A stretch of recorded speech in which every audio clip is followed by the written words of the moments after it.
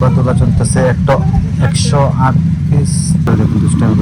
হ্যাঁ বদলাম, হ্যাঁ বদলাম বদলাম আন্টিও সাথে 108 পিস। কিতা কইছো? আয় না পারছ না? আমি দেবো খুলে তাহলে তো বুঝলাম নি নষ্ট হয়ে গেছে গাড়িটা, তাদের বেলা নষ্ট হয়ে যাচ্ছে। হয়ে যাবে হয়ে যাবে রাত্রে মোটামুটি টাইম কটার সময় আজকে? 11টা 18 মিনিটের ভিতরে অনুষ্ঠান হইতে থাকবে। Hello everyone, welcome to my new blog. কেমন আছেন সবাই? আশা করছি সবাই ভালো আছেন, আমি ভালো আছি। তো ভিডিওর শুরুতেই জানাই সবাইকে শ্রীকৃষ্ণের শুভ জন্মাষ্টমীর শুভেচ্ছা ও অভিনন্দন। তো সবার জীবনে শান্তি ফিরে আসুক শুভ জন্মাষ্টমীর মাধ্যমে, এই কামনা করি। যাই হোক, তো আমাদের ঘরে চলতেছে শ্রীকৃষ্ণের জন্মাষ্টমীর উপলক্ষে শ্রীকৃষ্ণকে স্নান করানো হবে রাতে, তার উপলক্ষে আয়োজন চলতেছে। তো প্রথমেই আয়োজন হচ্ছে এদিকে মা দেখুন তালের রস বের করতেছেন। তো তালের পিঠা করার জন্য তালের রস বের করা হচ্ছে।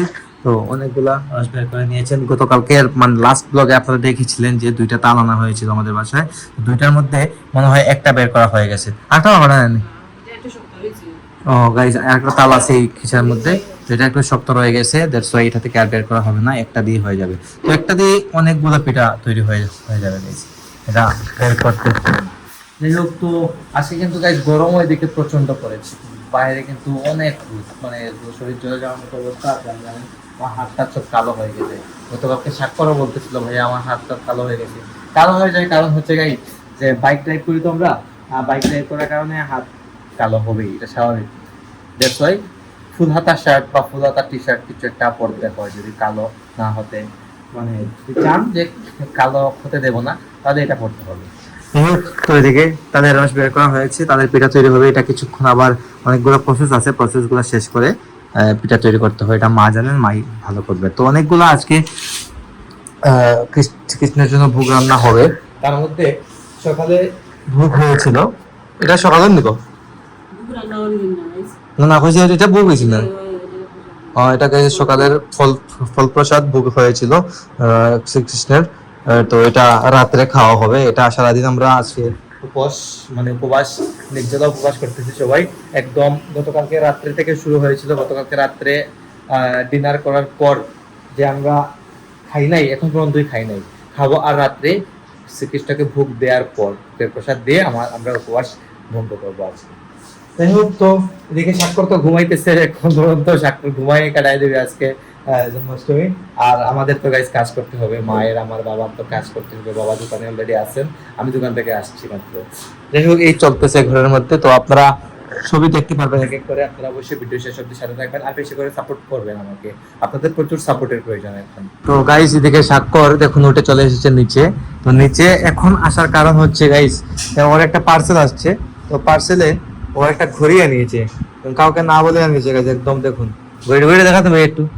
এই জন্য গাইস, এই জন্য ঘড়িটা কি সেটাকে ছোট করতেছে কেটে, মানে খাটটা খুলে ছোট করতেছে, খুলার জন্য আলাদা একটা কি যেন দিয়েছে। আচ্ছা ওর কাজ করতেছে, সমস্যা নেই। আর এদিকে আমার মা রান্না করে দেখুন কি করতেছেন। লাইট তো না মানে লাইট কই, লাইট তো না তো, তাই তো না নাকি না কোথায়? আচ্ছা চলছে যখন চলছে গাইস, আমি সব লাইটের সুইচ দিয়ে দিছি, দেখি জ্বলতেছে না। কি বিষয়, একটা লাইটের সুইচ দেই নাই। তো মায়ের দিকে লাড়ু তৈরি করতেছেন বোধ হয়। কি লাড়ু করে? তিলের লাড়ু নেই? ও গাইস দেখুন তিলের লাড়ু তৈরি করতেছেন। তো অনেক প্রকারের খাবার আজকে তৈরি হবে আমাদের ঘরে, লাড়ু থেকে শুরু করে অনেক কিছুই যা মা করতেছেন নিজ হাতে। গুড়ের লাড়ু, মানে গুড়ের একটা ইয়ে বোঝা যায়, ও যে ফ্লেভারটা না নেই, পুরা ফ্লেভার লাগে না নেই গাইস। গুড় দিয়ে সময় গুড় দিয়ে যখন লাড়ুটা তৈরি করা হয় তখন মনে হয় যেন একটা পুরা একটা ফ্লেভার নাকে আসে, গন্ধটা আসে। তো যদিও পুরো একটা ফ্লেভার আসে, কিন্তু এটা কিন্তু অনেক মজা লাগে, এটা কিন্তু মজা লাগে। দেখুন মা ধীরে ধীরে লাড়ু তৈরি করতেছেন। গরম গরম যদি তৈরি না করেন তাহলে কিন্তু এটা শুকিয়ে একদম আমার কাঠের মতো হয়ে যাবে। এই দেখুন ধীরে ধীরে করতেছেন একটা একটা করে। প্রচন্ড গরম কিন্তু গাইস এই গরমের মধ্যে। আর দেখুন আমাদের চুলার মধ্যে একদম রোদ এসে পড়ে। যাই হোক, তো ওইদিকে চলতেছে কাজটা, অনেক কিছু তৈরি করবে না। কিতা কইছো? আয় না পারস না? আমি দেবো খুলে। গাইগা বলতেছে আমাকে খুলে দিতে, তো আমার কাছে লাগতেছে এটা কিন্তু একদম নরমাল দেবে, এটা নরমাল দেবে একবারে। নরমাল লাগে না ভাই, ও গুরুত্ব না নিকো নরমাল লাগে আছে। তো দেবো। খুলতেই বলে তাই তো আমি দেখি একটু ট্রাই করে কি অবস্থা এটার। গাইস এখন এদিকে দেখুন দুব্বা তোলা চলতেছে, একটা 108 পিস দুব্বা তোলা হবে। এদিকে দেখুন দিচ্ছি আমাদের সাইডের বাসার দিচ্ছি কি করে দেখুন দুষ্টামি করে। হাই বদলাম, বদলাম ওর নাম হচ্ছে বদলাম। ওর নাম কি বলো, নাম কি বন্য। তাই ওর নাম হচ্ছে বন্য। এদিকে দেখুন মা দুব্বা তুলতেছেন, সাইডের বাসার আন্টিও সাথে 108 পিস দুব্বা ঘাস তোলা হবে কৃষ্ণের চরণে দেওয়ার জন্য। তো তুলতেছেন মা এদিকে ধীরে ধীরে। এখানে কিন্তু অনেক ঘাস আছে, ঘাসের মধ্যে থেকে তোলা হয়।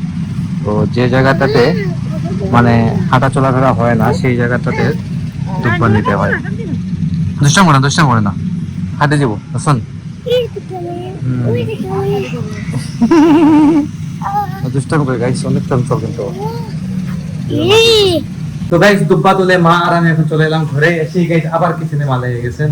দেখুন কিচেনে এখন চলতেছে। এর এটা হচ্ছে এটা কি দাম লুচি জানি, এটা লুচি গাইস তৈরি হয়েছে। আর এদিকে তালের পিঠা তৈরি হচ্ছে। তালের পিঠা জানি নষ্ট হয়ে গেছে গাইস, এখন তালের পিঠা নষ্ট হয়ে যাচ্ছে। হয়ে যাবে